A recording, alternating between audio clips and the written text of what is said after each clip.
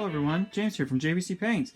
Today we've got Reichstag update number 3 of the 1/72nd scale Italeri Sarissa MDF kit that I'll be using for 28mm 156, 148 scale World War II wargaming. This video actually jumped the queue for me. Originally today, or actually last week, last Saturday, I wanted to put up the video of my Danish army, but about 10 days ago I got some pretty bad food poisoning, so I haven't been able to paint or do anything other than sleep and go to the toilet and sweat profusely. So now I'm on the mend, which is great, so I put this video up. I had this done before I went into the city too, so I'll just talk you through what I've done, and yeah, I'll go on some future plans or what update number 4 might entail. So here we go. So this is the kit. I've added a little bits and pieces to it here. We'll just show you some of the detailing I've done. It's still far from finished, I believe, but we're getting there. I put some rubble, some little bits and rocks and stuff like that, as you can see here, on the front and on the steps and things like that. The towers were done before, so I haven't done that, so I might just do a little bit, and add it on sort of at the very, very end. This is the only section that's been like weathered-ish. It's still not finished, but it's been weathered to this extent that I want it. I'm thinking I'm going to red brick this here and here as well, and so this will all be red bricked in down here on the door frames and over here as well. I built a lintel. As you can see, the steps are kind of dodgy, to say the least. So I have one of the lintels, sort of one of the steps left over, so I said, okay, well, I'll build a lintel. It was sort of the perfect length, and then I just used a bunch of sort of random 50mm figures just to give it a little bit more character, I guess. But you can see, I mean, I've got a pack crew here, some 15mm Roman camp followers. This is an old GW shield, I guess. So just to liven it up a bit. I've done the roof here in green. And you can see here, I've noticed I did it with the airbrush at the end. I should have been a little bit more vigilant when I should have taped this off, but I didn't. So I'll have to go back and fix that up somehow when I'm weathering it. Yeah, I don't think it'll be a huge problem. It'll just be something that has to be done. The colors that I used, in case you haven't been really following along with a lot of it, the base color is Tamiya XF63, which is German gray.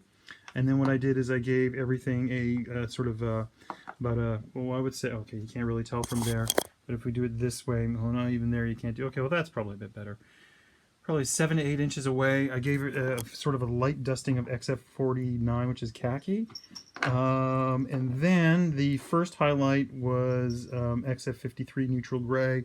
And then I went in, and the final highlight, which I did sort of at a 22.5 degree angle, like almost not straight down, but kind of straight down, was XF55, which is deck tan.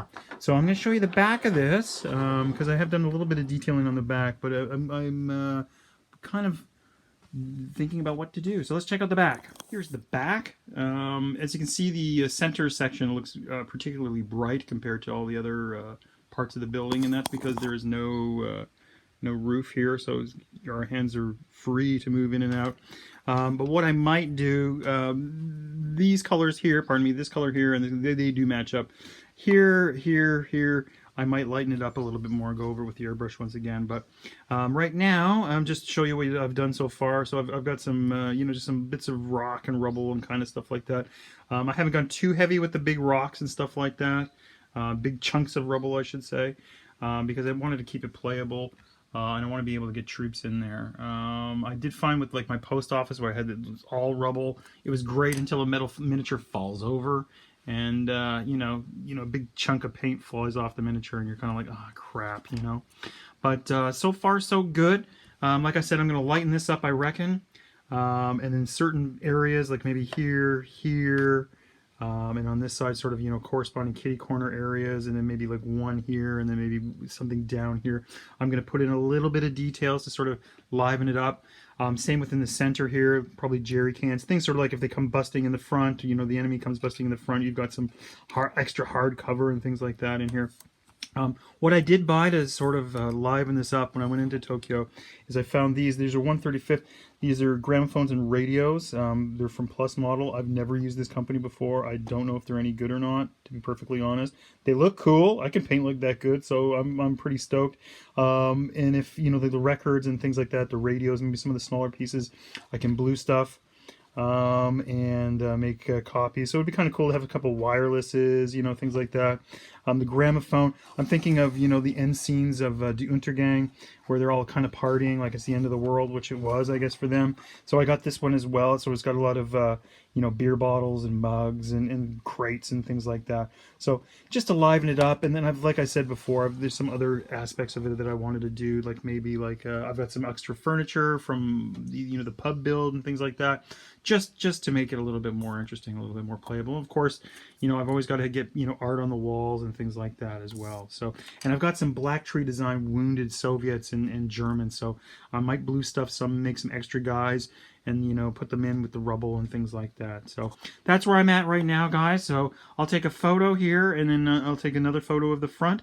Hope your projects are all going well, and I hope your health is top notch like mine is now. All right, guys, take it easy. Have a wonderful weekend, and keep those brushes moving. Bye-bye.